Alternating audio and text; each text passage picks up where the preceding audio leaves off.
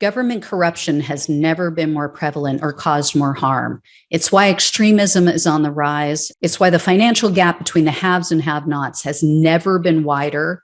And it's why our planet is at risk of an extinction level tragedy. That's why I need your help to keep exposing the truth about the rot on both sides of the aisle. Become a supporter or a friend of the show today by clicking on the coffee link in the description box below. Friends of the show join me on a Zoom hangout once a month, and you guys can ask me any questions you want, and I can get to know you better.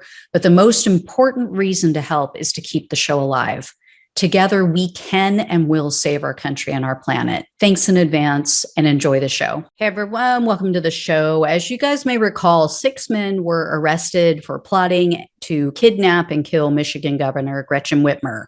This was because the right-wing media just got them all wound up, hyped up about their freedom and COVID and all this other BS. And the men were allegedly members of the 3%er militia group. So 2 of them pleaded guilty. That was Ty Garbin and Caleb Franks, and they agreed to cooperate with the prosecutors. The 4 remaining men went on trial in April, and unfortunately, it resulted in a mistrial because 2 of the men were acquitted, and then the other 2 men, there was a hung jury. They couldn't come to a consensus. It ended in a hung jury and a mistrial. The right, and even some on the left, then declared that, this proved that these men were set up by the government. They were out trying to say that this was because of an excessive number of government informants and, but for all of those government informants. So these men were completely harmless. They just wouldn't have harmed a flea. It was all talk. Yeah, well, a jury just disagreed with all of their ridiculous bullshit statements and excuses. The 2 remaining defendants, Adam Fox and Barry Croft Jr., were found guilty of conspiring to obtain a weapon of mass destruction, meaning a bomb. And they said that they were going to blow up a bridge so that they could kidnap Whitmer and then evade the police. And Croft was convicted also on a weapons possession charge. So he got hit with an additional charge. So Fox and Croft now face life sentences, life in prison. And keep in mind, it's not as if the government just infiltrated this group for no reason, right? They didn't just decide, let's just go infiltrate the 3%ers.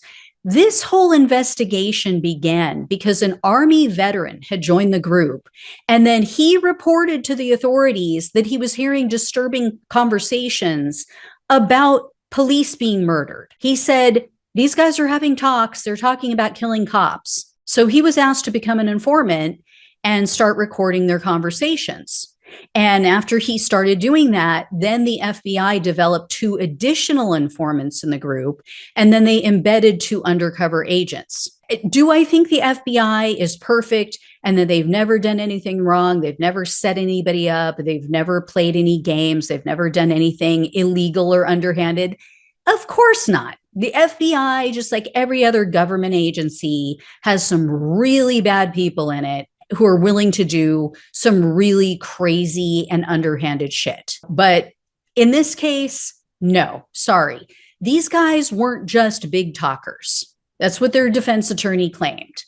They actually took steps to obtain a bomb. They tested explosives. They made test runs to her summer cabin where they were going to kidnap her. They had this all planned out.